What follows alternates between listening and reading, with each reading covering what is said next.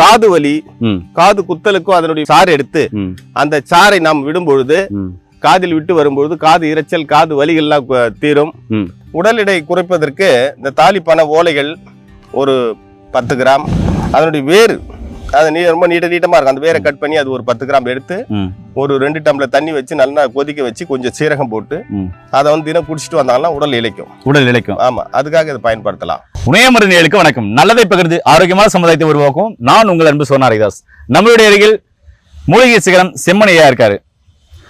ஒரு மூலிகை 1 கிலோமீட்டர் வரை அதோடைய வேர் போகுமா? அந்த காலத்துல ஓலைச்சுவடிகள் எல்லாம் எழுந்து இதுலதான் அப்படின்றாரு. இதுல உடல் ஒல்லி ஆகிறதுக்கு மருந்து சொல்ல போறாரு.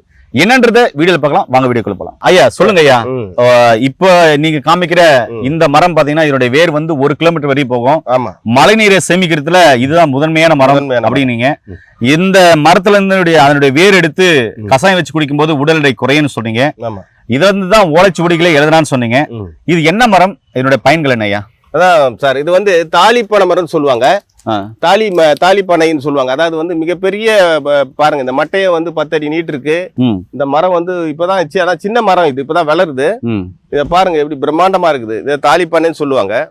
இது பாத்தீங்கன்னா உடல் இளைப்பதற்காக இந்த ஓலை அதனுடைய வேர் பொடியாக நறுக்கி கொஞ்சம் ஜீரகம் விட்டு கஷாயமாக வைத்து குடிக்கும் போது உடல் இளைக்கும். கெட்ட கொழுப்புகள்லாம் உடம்புல எடுக்கக்கூடியது.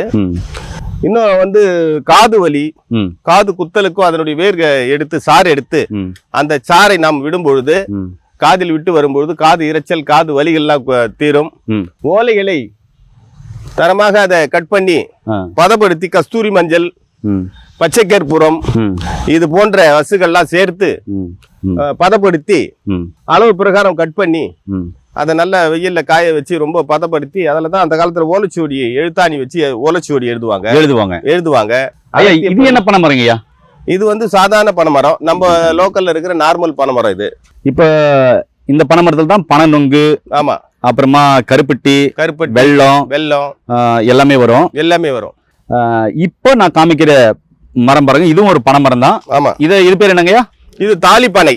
இது தாலிப்பனை அப்படின்வாங்க. ஆமா, அதனுடைய குருத்துல இருந்து மேல வரையும் காமிக்கிறேன் பாருங்க. ஆமா, இதனுடைய ஆயுள் காலம் எப்ப முடியும்னா, இந்த மரசம் ரொம்ப பெருசா வளர்ந்து அப்படியே ஒரு பூ மாதிரி பூக்கும். பூத்து அதுல நிறைய விதைகள் வரும். விதைகள் அந்த விதை வரும்போது அந்த மரம் வெடித்து அந்த விதைகள் எல்லாம் தூரமா போய் கொட்டும். கொட்டிட்டு பிறகு இந்த மரம் காஞ்சி போய் பட்டுடும். அந்த மாதிரி ஒரு அபூர்வமான மரம் இது. ஓகேங்கய்யா. ஐயா, இந்த தாலிப்பனையில உடல் எடை குறையறதுக்கு இன்னொரு டைம் சொல்லுங்களேன். உடல் எடை குறைப்பதற்கு இந்த தாலிப்பழ ஓலைகள் ஒரு 10 கிராம், அதனுடைய வேறு அது ரொம்ப நீட்டமா இருக்கும், அந்த வேரை கட் பண்ணி அது ஒரு 10 கிராம் எடுத்து ஒரு 2 டம்ளர் தண்ணி வச்சு நல்லா கொதிக்க வச்சு கொஞ்சம் சீரகம் போட்டு அதை தினம் குடிச்சிட்டு வந்தாங்கன்னா உடல் இளைக்கும்.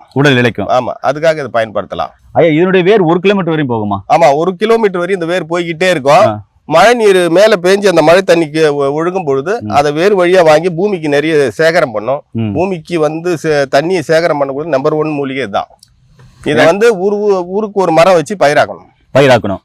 ஏன் நண்பர்களே, இந்த மரம் பாத்தீங்கன்னா பூ பூத்து வெடிச்சு அதனுடைய விதைகள் சிதறி வெளியே போயிடும். அதுக்கப்புறம் அந்த வெடிச்சதுக்கு அப்புறம் அந்த மரம் பட்டு போயிடும். இதனுடைய ஆயுட்காலமும் இதனுடைய மரத்தின ஆயுட்காலமும் பாருங்க பிரமிப்பா இருக்கு. ஏன் நண்பர்களே, அற்புதமான தகவல், ஒரு அருமையான தகவலை கேட்டிருப்பீங்க. மீண்டும் இன்னொரு அருமையான பதிவு சந்திக்கலாம். நன்றி, வணக்கம். வணக்கம் சார்.